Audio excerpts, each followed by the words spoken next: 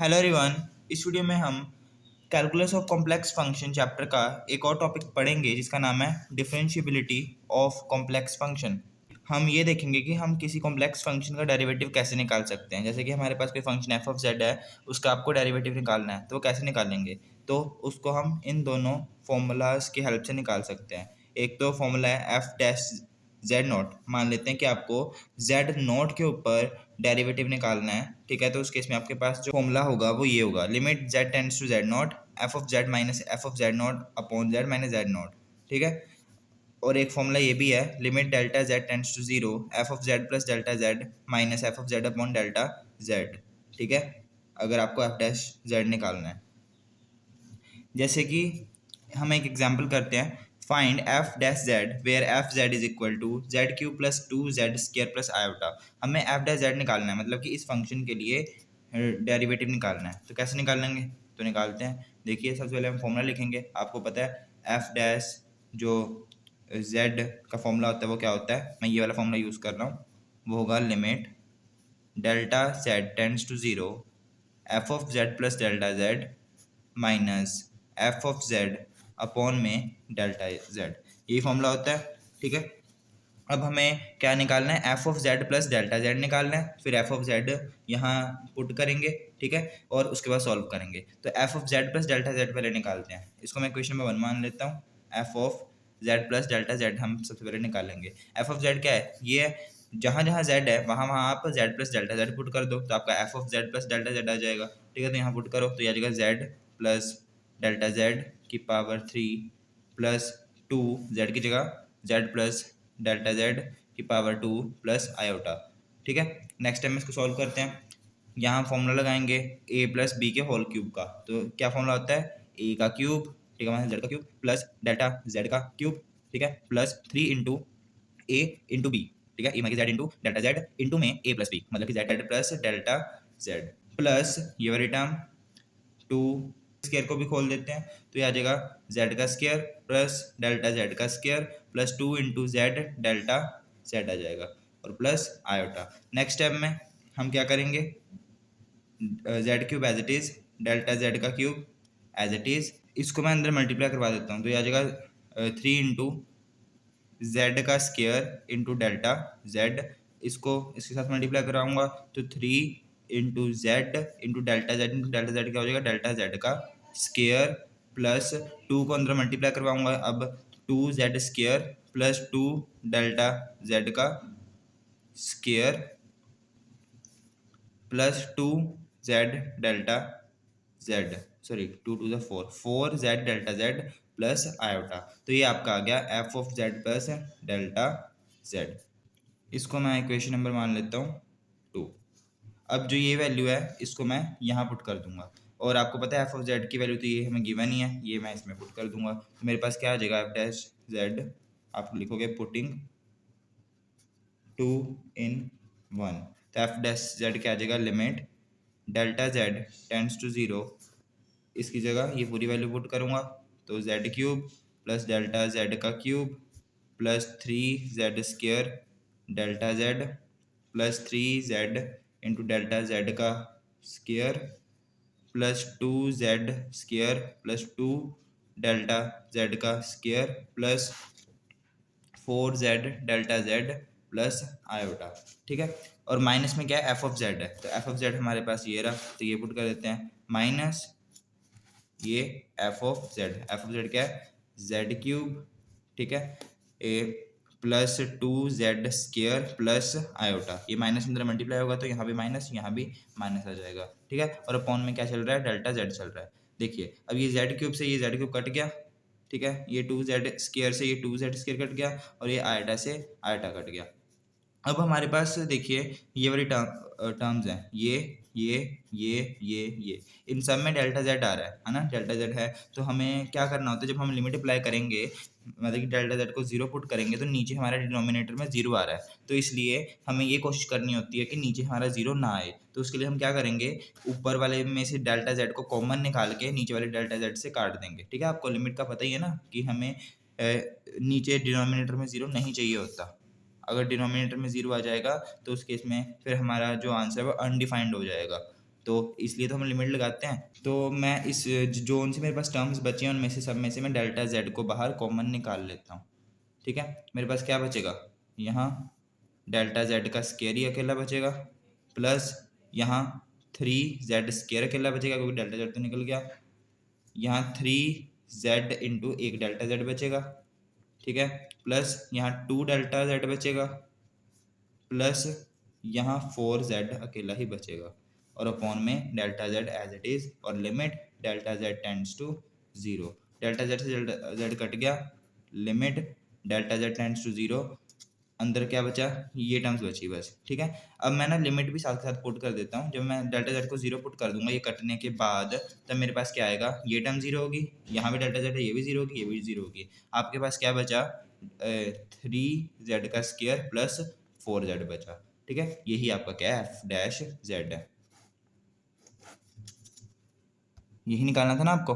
Next आपके पास example है, using the definition find the derivative of w is equal to f of z is equal to z cube minus 2z at z is equal to -1। आपको फिर से definition का use कर इसका derivative निकालना है at z is equal to -1, मतलब कि z की वैल्यू आपको क्या लेकर चलनी है, -1। मतलब कि आपको मतलब कि अगर आपको कहा जाता सिर्फ डेरिवेटिव निकाल लो, तब आप क्या निकालते हैं, एफ डैश जेड निकाल देते हैं। ठीक है, बट अब आपको कहा गया है कि z इज इक्वल टू -1 पे निकालना है, तो इसका मतलब अब आप क्या क्या निकालोगे, एफ डैश -1 निकालोगे। ठीक है, तो हम अब फॉर्मूले का यूज़ करते हैं। हमें डेफिनेशन पता है, बाय डेफिनेशन ऑफ डेरिवेटिव हमने 2 फॉर्मूले पढ़े थे ना, तो हम ज़्यादातर दूसरा ही फॉर्मूला लगाते हैं क्वेश्चंस में। तो बाय डेफिनेशन हमें पता है एफ डैश जो जेड होता है वो किसके इक्वल होता है, limit delta Z tends to 0, ये होता है। ठीक है, नेक्स्ट स्टेप में क्या करेंगे हम, f dash z limit delta Z tends to 0, हमें मतलब कि डेरिवेटिव किस पे निकालना है, जेड इज इक्वल टू -1 पे निकालना है। तो जहाँ जहाँ जेड है वहाँ वहाँ हम -1 लेंगे। ठीक है, तो यहाँ जेड है तो -1 प्लस डेल्टा जेड आ जाएगा, डेल्टा जेड ही रहेगा। ठीक है, माइनस एफ ऑफ -1 आ जाएगा अपॉन में डेल्टा जेड, क्योंकि डेल्टा जेड किसको अप्रोच कर रहा है, 0 को। अब हम क्या करेंगे, F of -1 plus delta Z की वैल्यू निकाल लेंगे, माइनस एफ ऑफ -1 की वैल्यू निकाल लेंगे और यहाँ पुट कर देंगे। ठीक है, तो हमारे पास आ गया limit delta Z tends to 0। ये वैल्यू कैसे निकाल लेंगे, देखिए एफ ऑफ ये निकालना है, तो हमारे पास एफ ऑफ जेड हमें गिवन है, ये है जेड क्यूब माइनस 2z। तो जहाँ जहाँ जेड है वहाँ वहाँ हम क्या पुट कर देंगे, -1 प्लस डेल्टा जेड पुट कर देंगे इसमें। ठीक है, देखते हैं हमारे पास क्या आता है। तो मैं सीधा यहाँ लिख रहा हूँ, -1 प्लस डेल्टा जेड का क्यूब -2 इंटू जेड है, मतलब कि 2 इंटू -1 प्लस डेल्टा जेड आना है, माइनस एफ ऑफ -1। यहाँ एफ जहाँ मतलब कि जहाँ जहाँ जेड है वहाँ वहाँ -1 पुट करना है। ठीक है, तो हमारे पास एफ ऑफ -1 आ जाएगा। तो ये आ गया -1 की पावर 3 -2 इंटू -1, ये माइनस और ये अंदर मल्टीप्लाई होकर प्लस हो जाएगा, मतलब और अपॉन में डेल्टा जेड। नेक्स्ट स्टेप में limit delta Z tends to 0, इस क्यूब को खोलो तो क्या आएगा, -1 की पावर 3 प्लस डेल्टा जेड की power cube -3 into delta Z -1 plus delta Z. आपके पास फॉर्मूला होता है ना, ए प्लस बी के होल क्यूब का A cube plus B cube plus 3 into A B into A plus B. तो यही फॉर्मूला मैंने यहाँ लगाया और इसको ऐसे खोल दिया। ठीक है, माइनस में ये 2 को अंदर मल्टीप्लाई करता हूँ, -2 को, तो हमारे पास क्या आ जाएगा, ए प्लस का 2 -2 डेल्टा जेड -1 की पावर क्यूब क्या हो जाएगा, -1 ही आ जाएगा, तो माइनस इंटू माइनस प्लस का 1 हो गया ये। ठीक है, और -2 अपॉन में डेल्टा जेड। ये जो है -1 का क्यूब क्या होता है, -1 नहीं होता है। ठीक है, तो क्यूब हट गया। नेक्स्ट स्टेप में हमारे पास ये 1 -2 क्या हो जाएगा, माइनस का 1 हो जाएगा ये। ठीक है, ये हमारे पास क्या आ गया, ये -1 और -1 -2 हो गया, -2 और ये +2 कट गया आपस में, तो ये कट गया। हमारे पास अब क्या बचा, एक ये टर्म बची, एक ये टर्म बची और एक ये टर्म बची। इन तीनों में डेल्टा जेड है, डेल्टा जेड कॉमन निकाल के नीचे वाले डेल्टा जेड से काट दो, तो हमारे पास क्या आ जाएगा, limit delta Z tends to 0, delta z को बाहर यहाँ से निकालो, तो यहाँ क्या बचेगा, डेल्टा जेड का square -3 into -1 plus delta z, क्योंकि डेल्टा जेड निकल गया, और यहाँ से डेल्टा निकालोगे तो माइनस का 2 बचेगा। ठीक है, और अपॉन में डेल्टा जेड। ये डेल्टा जेड से ये डेल्टा जेड कट गया। अब हमारे पास ये टर्म बची है, ठीक है। तो जो हमारे पास आया उसको हम नेक्स्ट पेज पे लिख लेते हैं।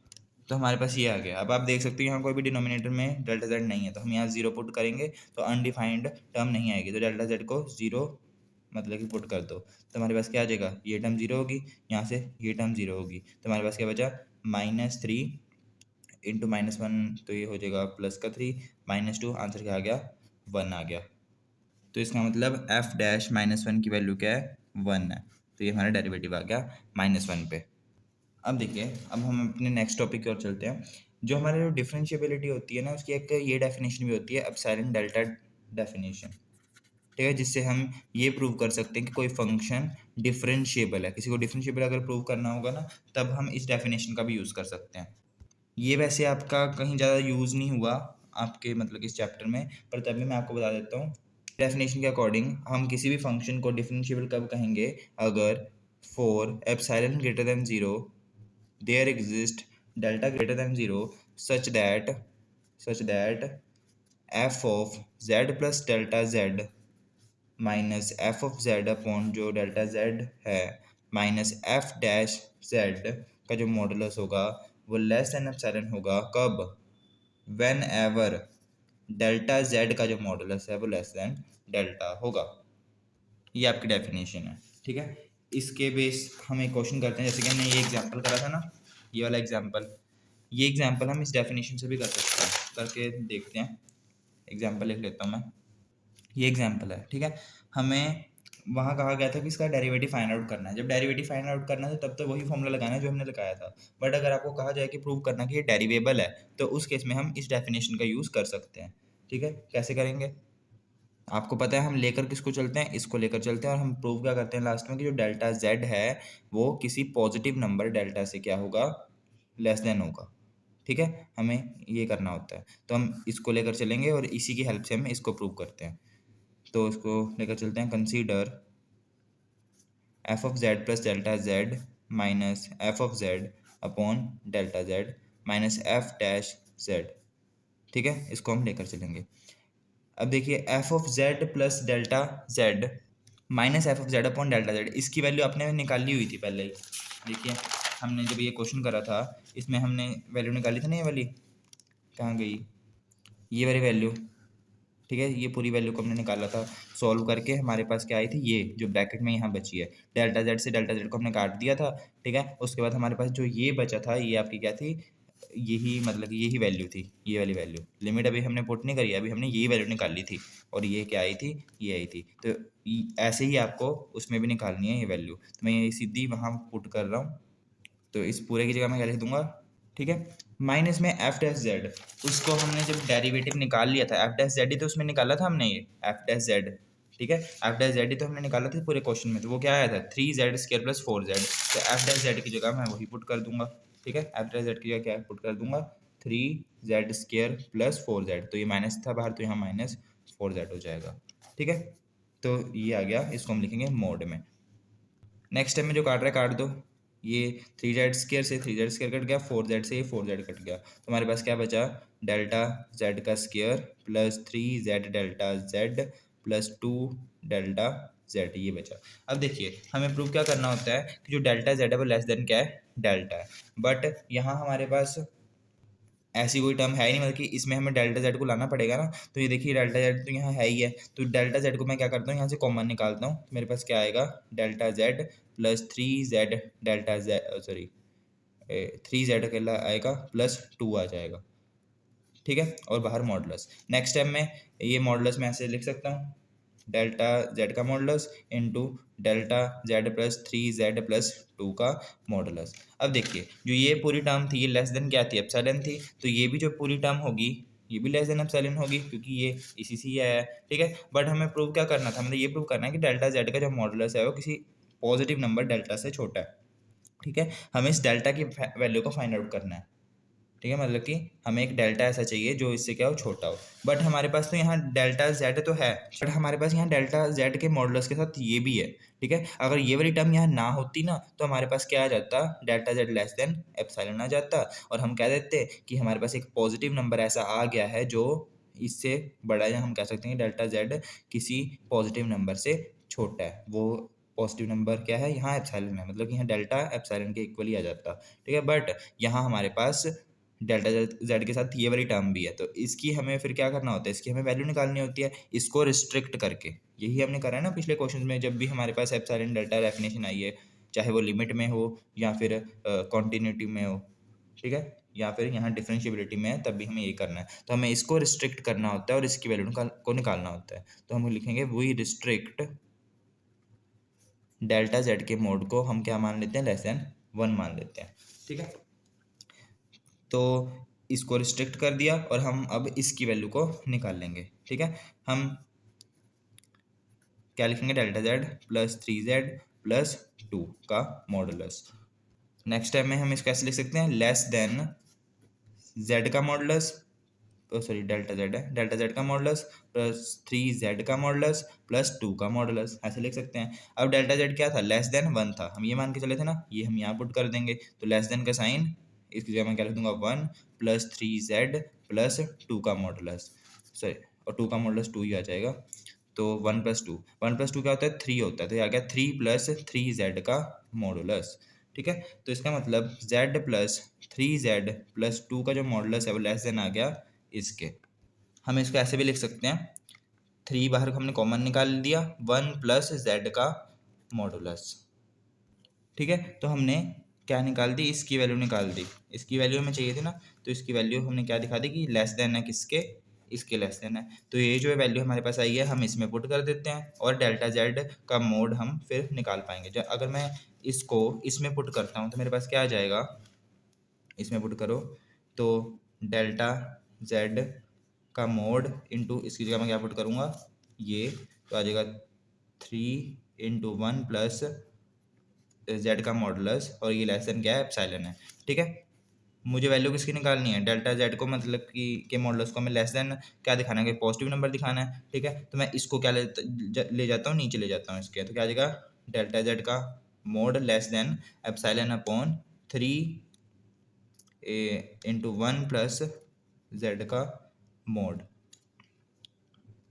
तो हमारे पास ये आ गया, ठीक है। तो हमारे पास डेल्टा जेड की ना दो वैल्यूज आ गई हैं, एक तो हमने दिखा दिया कि लेस देन 1 है, ये मान के चले थे, और उससे हमने डेल्टा जेड की एक और वैल्यू निकाल दी, जहाँ हम कह सकते हैं कि हमने डेल्टा जेड को इससे भी छोटा दिखा दिया, ठीक है। अगर डेल्टा जेड इससे भी छोटा है और इससे भी छोटा है तो इन दोनों की मिनिमम वैल्यू से भी छोटा होगा, तो इसका मतलब जो हमारा जो डेल्टा जेड है वो छोटा होगा इन दोनों की मिनिमम वैल्यू से। तो हम लिखेंगे minimum of 1 comma epsilon upon 3 1 plus modulus of z, ठीक है। तो हमारे पास हमने क्या दिखा दिया कि जो डेल्टा जेड का जो मॉडुलस है वो किसी पॉजिटिव नंबर से छोटा है, क्योंकि ये भी पॉजिटिव है ये भी पॉजिटिव है, तो इन दोनों का मिनिमम भी पॉजिटिव होगा, ठीक है। तो डेल्टा जेड जो है का मॉडुलस जो है किसी पॉजिटिव नंबर से छोटा है, तो यहाँ हमारे की पॉजिटिव नंबर कौन है, ये पॉजिटिव नंबर है, इसमें डेल्टा की वैल्यू क्या आएगी ये, तो यही हमारा क्या है, डेल्टा है। तो आप बता देना कि लास्ट में लिख दोगे कि इसका जो ये फंक्शन है वो क्या है, डेरिवेबल है किस पे, यहाँ हमने जेड ही लिया है तो जेड पे ही है, ठीक है, एट जेड। चलिए अब हम एक थ्योरम करते हैं। थ्योरम में क्या क्या रखा है, every differentiable function is continuous. जो भी हमारे पास मतलब कि जो डिफरेंशिएबल फंक्शन होता है ना वो हमेशा कॉन्टिन्यूस होता है, अगर कोई फंक्शन डिफरेंशिएबल है तो वो कॉन्टिन्यूस भी होगा, ये हमें चीज़ प्रूव करनी है, ठीक है। तो इसका मतलब हमें क्या प्रूव करना है, कोई मान लेते हैं हमारे पास कोई फंक्शन है, let f of z be differentiable function, differentiable function. अगर फंक्शन डिफरेंशिएबल है तो इसका मतलब हमारे पास जो ये फॉर्मूलेज थे, दो फॉर्मूलाज थे, हमने स्टार्टिंग में ये दो फॉर्मूलाज पढ़े थे ना, तो ये दोनों फॉर्मूलाज क्या करेंगे, एग्जिस्ट करेंगे, ठीक है, क्या करेंगे, एग्जिस्ट करेंगे। तो इनमें से मैं ये वाला फॉर्मूला लूँगा, तो ये मैं बताऊँगा क्यों लिया मैंने, f dash z not is equal to limit z tends to z not f of z minus f of z not upon z minus z not. ये फॉर्मूला मतलब कि आपके पास एग्जिस्ट करेगा, ये फॉर्मूला हम लगा सकते हैं क्योंकि फंक्शन क्या है, डिफरेंशिएबल है, ठीक है, और एग्जिस्ट करेगा फाइनाइटली, मतलब कि इसका कोई भी वैल्यू आपकी अनडिफाइंड नहीं आएगी, इन्फिनिटी नहीं आएगी, ये फाइनाइटली एग्जिस्ट करेगा। अब हमें प्रूव क्या करना है कि जो ये फंक्शन है ना, मतलब कि कोई भी जो डिफरेंशिएबल फंक्शन होता है वो क्या होता है, कॉन्टिन्यूस होता है। हमने एफ ऑफ जेड डिफरेंशिएबल लिया है तो ये कॉन्टिन्यूस होगा। इसको कैसे प्रूव करेंगे? कॉन्टिन्यूटी की हमारे पास सिंपल डेफिनेशन क्या होती है, अगर कोई एफ ऑफ जेड हमारे पास कॉन्टिन्यूस है तो इसका मतलब मान लेते हैं वो कॉन्टिन्यूस है z is equal to z not पे, ठीक है। तो हमारे पास कॉन्टिन्यूटी की क्या डेफिनेशन होती है कि limit z tends to z not क्या होगा, एफ ऑफ जेड किसके इक्वल होगा, एफ ऑफ जेड नॉट के इक्वल होगा। हमें ये प्रूव करना होता है, तो हमें बस यही चीज़ प्रूव करनी है, तो हम इसी की हेल्प से क्या कर देंगे, प्रूव कर देंगे, ठीक है। तो देखिए हम ना स्टार्टिंग कहाँ से करेंगे, limit a z tends to z not f of z minus f of z not से हम स्टार्टिंग करेंगे, इसको कंसीडर करेंगे। ये आपको याद रखना पड़ेगा, से हमें स्टार्टिंग करनी है, ठीक है। तो अब मैं इसको ऐसे लिख सकता हूँ, limit z tends to z not f of z minus f of z not, इसको मैं डिवाइड करवा देता हूँ जेड माइनस जेड नॉट से, और मल्टीप्लाई भी करवा देता हूँ जेड माइनस जेड नॉट से, ठीक है। अब देखिए ये जो पूरी टर्म है, ये पूरी टर्म ये किसके इक्वल है, एफ डैश जेड नॉट के इक्वल है। तो इसका मतलब इस पूरी चीज़ को हम क्या लिख सकते हैं, एफ डैश जेड नॉट लिख सकते हैं, क्योंकि हमारे पास फंक्शन डिफरेंशिएबल था ना, तो उसका हम यहाँ यूज़ करेंगे। तो इसकी जगह मैं क्या लिख सकता हूँ, एफ डैश जेड नॉट लिख देता हूँ, ठीक है। और ये लिमिट इसके साथ भी और ये लिमिट इसके साथ भी होगी। ये लिमिट हमने लगाई थी ना, तो आपको पता है अगर कोई दो फंक्शन है एफ ऑफ एक्स और जी ऑफ एक्स, और उनकी मल्टीप्लिकेशन के ऊपर कोई लिमिट लगी है एक्स टेंड्स टू जीरो, तो उसको हम ऐसे लिख सकते हैं, limit x tends to zero f of x into में limit x tends to zero g of x, ऐसे लिख सकते हैं। इसी तरह यहाँ लिमिट लगी तो इसका मतलब ये इसके साथ भी लगेगी और इसके साथ भी लगेगी, मैंने यहाँ बस लगाई नहीं है, तो ये इसके साथ भी थी। तो अगर ये इसके साथ भी थी तो यहाँ हम लिमिट अब पुट करें तो क्या आएगा, जेड को जेड नॉट पुट करेंगे तो Z not minus z not zero हो जाएगा, तो इंटू जीरो आ गया, ठीक है। तो इसका मतलब जीरो इंटू ये जीरो आ गया, तो हमारे पास limit z tends to z not f of z minus f of z naught किसके इक्वल आ गया, जीरो के इक्वल आ गया, ठीक है। इसको मैं क्या ले जाता हूँ, दूसरी तरफ ले जाता हूँ, तो मेरे पास क्या आ जाएगा, limit z tends to z not f of z is equal to f of z not. यही हमें प्रूव करना था, यही प्रूव करना था ना हमें, तो हमने प्रूव कर दिया। हम यहाँ मान के चले थे कि जो ये एफ ऑफ जेड है ना, ये डिफरेंशिएबल है at z is equal to z not पर, इसलिए हमने यहाँ जेड नॉट लिया है, ठीक है। तो यहाँ हमारे पास क्या आ गया कि जो फंक्शन है is continuous continuous at z is equal to z not.